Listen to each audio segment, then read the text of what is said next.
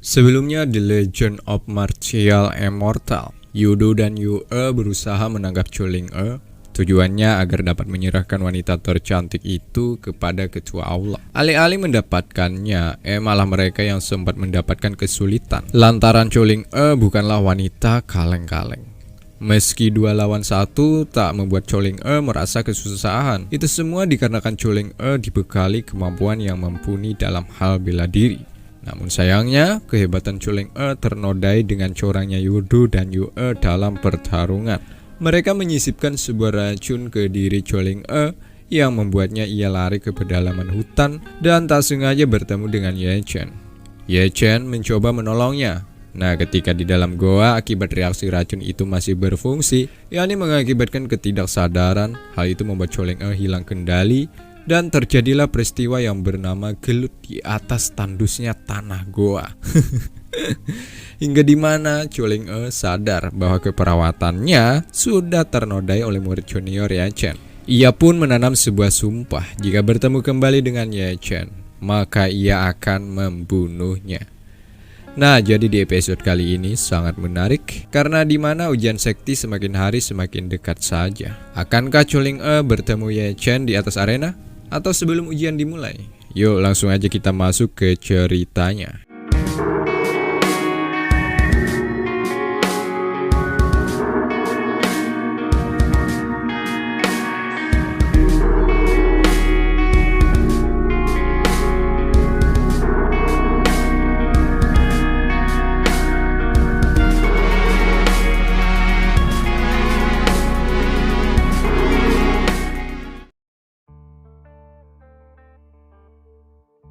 Di kediaman kakek Zheng Fengnian, suasana terlihat sangat sejuk dan indah. Sepertinya hari ini tanda-tanda sesuatu buruk tidak terjadi di hari ini, coy. Rupanya suasana yang begitu indah ini tak menjamin ketentraman, coy. Sebab Zhang Tao dan 2 orang lainnya datang dengan cara membentak kakek Zheng Fengnian.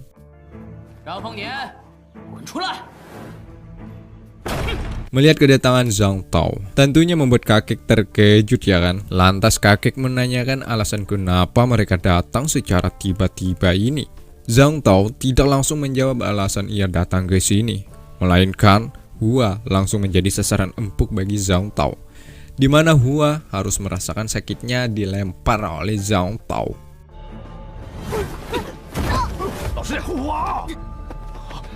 Bukan Hua saja mendapatkan perlakuan yang menyedihkan ini. Ternyata sebelum masuk, burung elang kesayangan Hua juga tak luput terkena imbas amarah Zhang Tao. Seperti yang kita lihat, kedua orang ini yakni kakek, Hua, dan tambah 1 seekor burung diikat. Ya, kakek Zheng Fengnian diikat di atas pohon. Burung elang diikat dan dibiarkan terbaring di atas tanah. Sedangkan Hua disandarkan lalu diikat. Kemudian dihajar seakan-akan Hua adalah anak yang nakal. Kakek Zheng Fengnian melihat cucunya diperlakukan seperti hewan, tentu ia sangat murka. Zhang Tao seperti tidak memiliki harga diri karena telah berbuat kasar terhadap anak kecil, ya kan? Kakek pun yang tak tega melihat Hua dihajar terus-terusan seperti ini. Ia mengatakan bahwa Zhang Tao adalah manusia bajingan. Jika berani pukul saja dirinya. Oh sabar, Zhang Tao dengan tegas mengatakan bahwa Pak Tua ini hanya menunggu giliran saja untuk ia pukuli sampai mampus.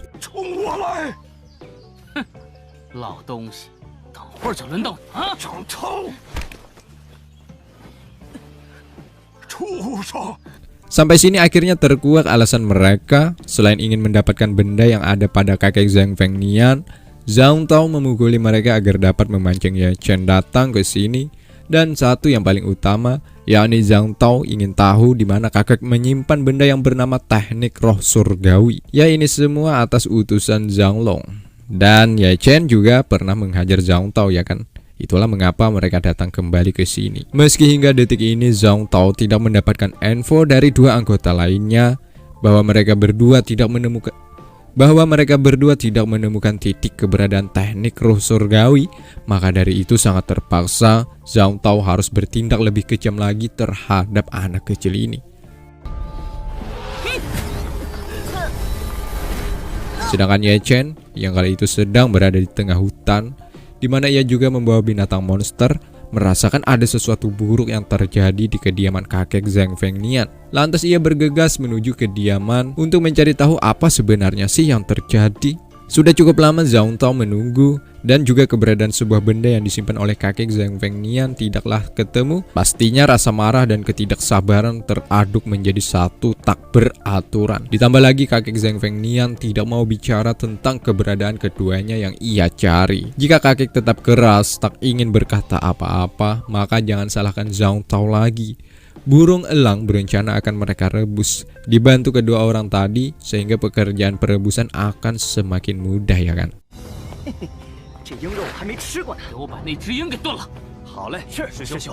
Untungnya burung elang belum sempat mereka rebus. Ye Chen datang dengan mengejutkan Zhao Tao dan lainnya.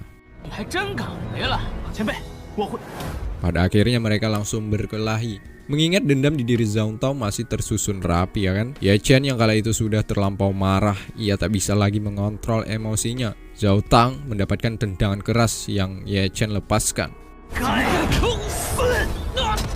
Melihat Zhao Tao jatuh bangun, dua anggota lainnya turun tangan dengan harapan dapat mengalahkan Ye Chen. Ye Chen melawan dua lawan sekaligus dengan teknik tinju guntur. Dengan ini sudah cukup membuat kedua orang ini merasakan dampaknya.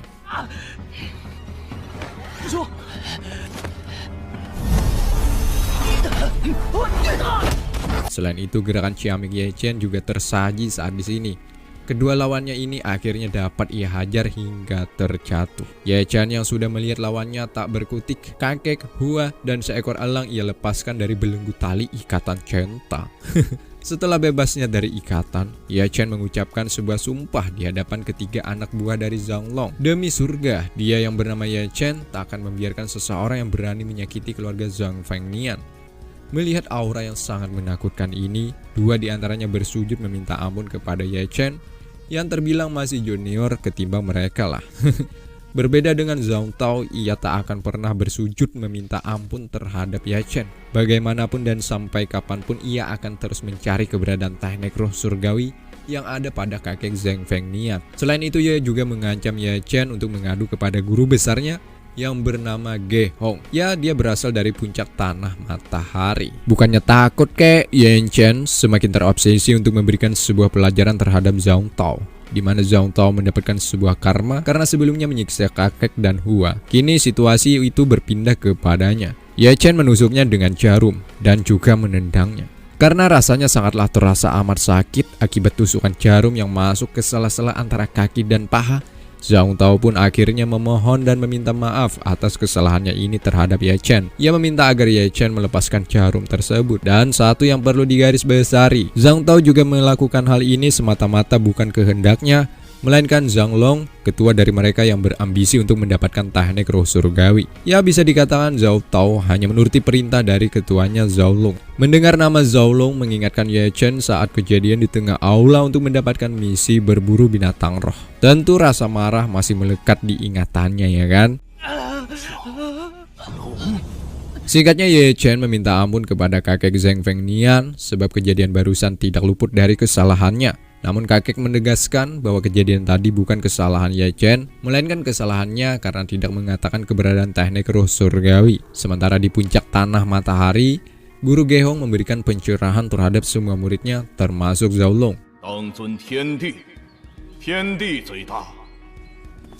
Di tengah-tengah itu terdengar suara di luar yang menentang Zhao Long untuk berkelahi di altar Feng Yun. Ya, suara itu berasal dari Ye Chen yang secara terbuka menentang Zhao Long. Ge Hong yang tahu siapa orang yang menentang salah satu murid kesayangannya Zhao Long, yakni Ye Chen, pastinya terbesit di dalam ingatannya dengan kata murid sampah. Ya, Ye Chen dianggap sebagai murid sampah bagi beberapa ketua puncak perguruan. Karena Ye Chen dianggap tidak memiliki keahlian khusus ketika ingin masuk ke sekte Hengyu. Sehingga Ge Hong mengingatkan kepada Zhao Long agar tidak terlalu kasar terhadap murid junior seperti Ye Chen. Sekiranya cukup memberi pelajaran sajalah. Takutnya Ye Chen yang dianggap murid sampah akan kenapa-napa, ya kan? Altar Feng Yun masih berada dalam kawasan sekte Hengyu, coy. Dan ini adalah sebuah tempat para murid untuk saling adu kekuatan. Kata orang zaman dulu, laki itu fearless, laki itu tanding. Hari ini berdampak langsung terhadap kedua murid, yakni Ye Chen melawan Zhao Long. Sedangkan para murid lainnya, ya yang kastanya bisa dikatakan hanya tingkat condition, mereka sekali lagi terkejut, ya kan? Masa iya sih Ye Chen berani menantang Zhao Long? yang notabene-nya adalah murid terbaik di puncak tanah matahari. Karena altar ini secara umum digunakan untuk bertarung, Zhao Longxi berharap agar semakin menarik di sela-sela pertarungan itu disisipi sebuah taruhan. Yang kalah maka akan bersedia menjadi pelayan yang menang seumur hidup. Bisa dikatakan taruhan ini sudah merujuk ke arah martabat dan harga diri. Masalahnya jika kalah akan menjadi budak selamanya, ya kan? Menariknya, Ye Chen malah meminta untuk menambahkan taruhannya, yakni hidup mereka. Apa? Mendengar itu mereka para penonton sekali lagi dibuat terkejut, ya kan? Emangnya seberapa dendamkah sampai-sampai nyawa jadi taruhannya? Merasa diremehkan, apalagi Zhao Long menjadi tuan rumah di sini, ya kan? Ia pun menerima dan kedua murid yang sudah berada di atas altar saling deal satu sama lain, di mana mereka mulai mengeluarkan teknik mereka masing-masing. Zhao Long menggunakan tangan kosong, sedangkan Ye Chen menggunakan pedang andalannya. Sampai sini Zhao Long akhirnya sedikit demi sedikit tahu bahwa Ye Chen memiliki bakat yang tak bisa dianggap enteng. Sedangkan para penonton menikmati jalannya pertarungan, ya kan? Mereka juga kagum akan bakat yang dimiliki oleh Ye Chen. Pantas saja, ya kan? Dengan bakat saat ini sangat berani menentang Zhao Long yang terbilang menjadi murid terbaik dalam catatan di kasta tingkat Condensation, coy.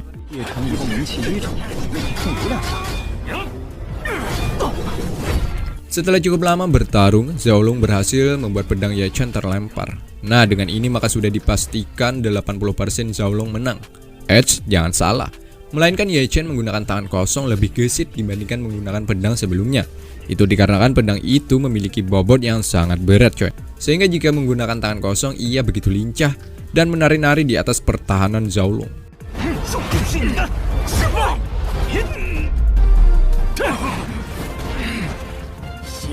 Di mana sedikit demi sedikit Zhao Long mulai kewalahan, sedangkan Ye Chen menyimpan sejuta dendam, apalagi ia berjanji kepada kakek Zheng Fengnian bahwa ia pergi untuk balas dendam terhadap Zhao Long. Sedangkan Zhao Long ia masih menyimpan kekuatan aslinya. Akibat sempat dipojokkan oleh Ye Chen, maka dari itu ia terpaksa mengeluarkan teknik rahasianya. Dengan ini sudah cukup membuat Ye Chen bergantian yang terpojok. Namun itu hanya berjalan beberapa detik saja. Ye Chen juga tak kalah hebatnya. Dengan teknik rahasianya mereka masing-masing bergejolak di tengah altar, sehingga menciptakan suasana yang luar biasa.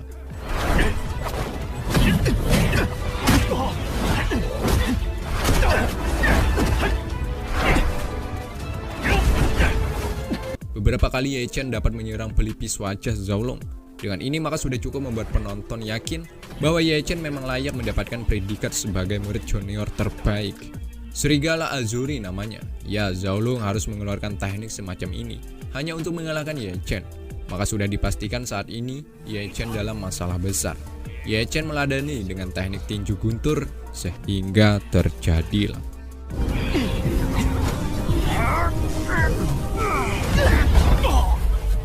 Pada akhirnya Zhao Long terjatuh, sedangkan Ye Chen masih tetap berdiri, lalu mengambil senjatanya dan benar-benar ingin mengakhiri hidup Zhao Long.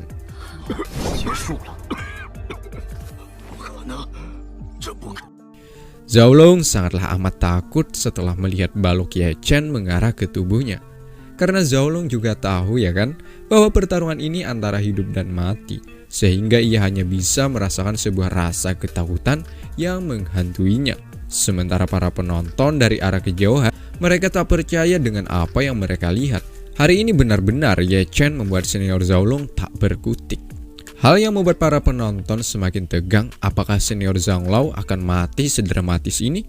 Mengingat senior Zhao Long salah satu murid terbaik perguruan di sini, coy. Untuk menghilangkan rasa ketakutannya itu, Zhao Long mencoba menghibur dirinya sendiri dengan tertawa sekeras mungkin. Ya, hal itu dilandasi karena ada seseorang di belakang Zhao Long, coy. Yakni Guru Gehong sekaligus ketua puncak perguruan Diyang ini. Gehong pasti tak akan memaafkan Ye Chen jika benar-benar membunuh murid kesayangannya Zhao Long. Sampai sini Zhao Long terlihat mulai panik, bahkan membawa-bawa nama gurunya, coy. Begitupun dengan suara para murid lainnya dengan meneriakan sebuah ucapan Zhao Long itu adalah kebenaran, bahwa Guru Gehong akan membalaskan perbuatan Ye Chen jika membunuh Zhao Long. Namun Ye Chen tak tahu urusan. Ia mengedepankan sebuah janji, yakni Zhao Long harus mati. Nah, di tengah-tengah emosi Ye Chen, di mana ia akan benar-benar menghunuskan senjatanya itu, tiba-tiba datanglah Xinyu dari puncak renyang dengan mengatakan agar Ye Chen memaafkan dan bersedia melepaskan Zhao Long. Sebab menurut Shinyu masalah ini hanyalah hal sepele. Tak usahlah sampai berlumuran darah. Mendengar itu tentu Ye Chen tak terima ya kan. Udah capek-capek taruhan dan sangat menguras tenaga, malah endingnya seperti ini. Lantas Ye Chen bertanya kepada Shinyu, andai posisi itu kita balik, misalnya Ye Chen yang ada di posisi kalah, apakah Shinyu juga datang untuk menghentikan Zhao Long? Sampai sini Ye Chen sudah merasa terzolimi coy.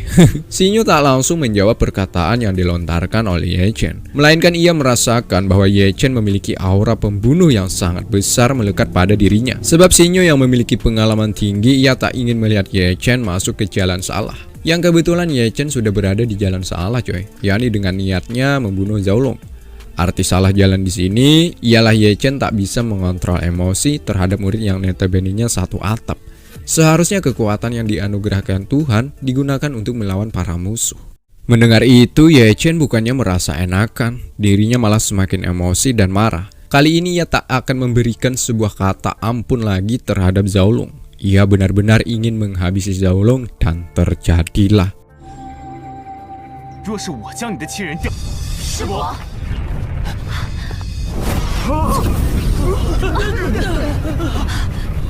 Untungnya nyawa Zhao Long terselamatkan atas datangnya guru Gehong. Mereka para murid langsung memberikan hormat atas kedatangan guru mereka di sini.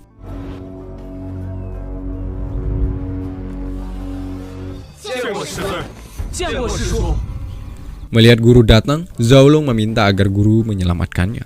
Melihat murid kesayangannya sudah tak berkutik lagi, Gehong memasang wajah sangarnya menyuruh Ye Chen untuk melepaskan Zhao Long. Ye Chen menolak. Karena taruhan adalah yang utama. Dirinya tak takut meski di depannya adalah guru Gehong. Merasa dibentak oleh murid junior seperti Ye Chen, Gehong langsung menggertak dengan sedikit teknik, di mana Ye Chen mencoba sekali lagi mengancam Zhao Long agar Gehong tidak melakukan hal lebih gila lagi. Nah, di sela-sela itu terdengarlah suara yang menyuruh Gehong untuk membiarkan alias melibatkan mereka berdua. Sebab taruhan adalah yang utama. Itulah yang harus menjadi kebiasaan di altar Feng Yun. Begitupun dengan Gehong, ia juga kena marahi karena di mana seorang ketua puncak perguruan seharusnya tidak ikut campur atas taruhan mereka ini coy. Gehong yang mendengar itu hanya bisa tertunduk malu karena ia merasa bersalah. Di sini Zhao Long histeris ketakutan karena di mana ajalnya sebentar lagi akan habis.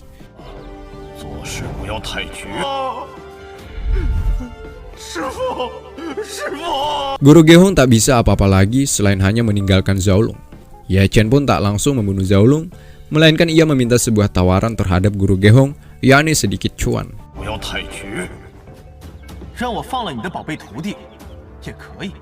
Karena masih merasa Zhao Long adalah murid terbaiknya, Gehong memberikan uang terhadap Ye Chen sebagai tanda barter nyawa si Zhao Long.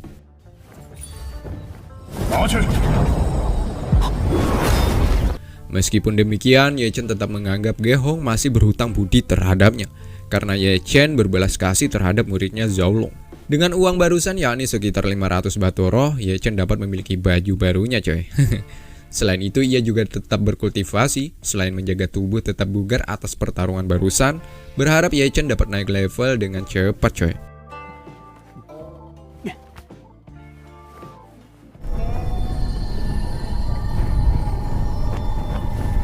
Semenjak dapat mengalahkan Zhao Long, namanya semakin terkenal saja coy di sekte Feng Yun. Tapi ingat, semakin terkenal maka kedepannya akan semakin sulit coy. Ibarat kata itu, semakin tinggi maka semakin besar angin bertiup. Salah satunya guru Gehong dan orang-orangnya pasti akan masih menyimpan dendam atas dipermalukannya ketika di depan umum ya kan. Dan 3 orang murid ini juga mengatakan bahwa murid inti dari guru Gehong telah mundur lebih awal. Yaitu dikarenakan agar dapat menghajar Ye Chen. Ye Chen yang mendengar itu ia sedikit tertarik. Murid inti. Maka tidak ada pilihan lain lagi selain harus menjadi lebih kuat lagi agar kedepannya langkah Ye Chen semakin mudah.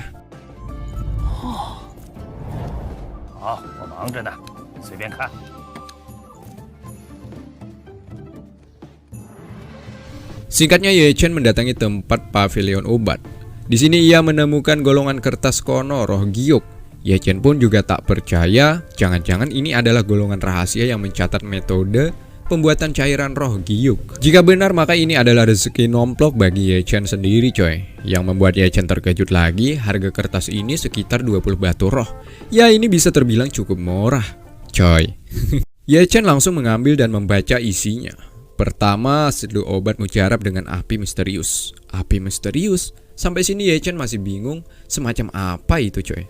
Hingga di mana datanglah paman penjaga yang membuat salah satu murid yang hobinya mencuri benda di sini. Kala itu ia tak sengaja menabrak Ye Chen sehingga terjadilah.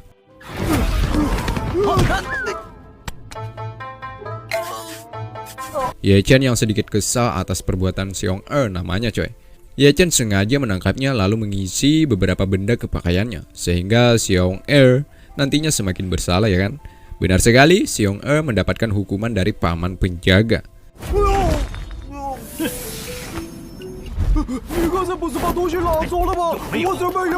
Atas kelakuan Ye Chen sebelumnya, Xiong mendatangi Ye Chen untuk meminta pertanggungjawaban atas perbuatannya tadi. Ya, Xiong merasa dijebak ya kan. Namun Xiong yang tadinya marah berubah menjadi sok akrab setelah tahu di diri Ye Chen terdapat api sejati. Namun Ye Chen berpura-pura tidak mengerti dengan apa yang diucapkan oleh Xiong sebab jika Xiong tahu, pasti akan merambat ke murid lain dan identitasnya akan diketahui oleh orang bahwa dia adalah reinkarnasi dewa.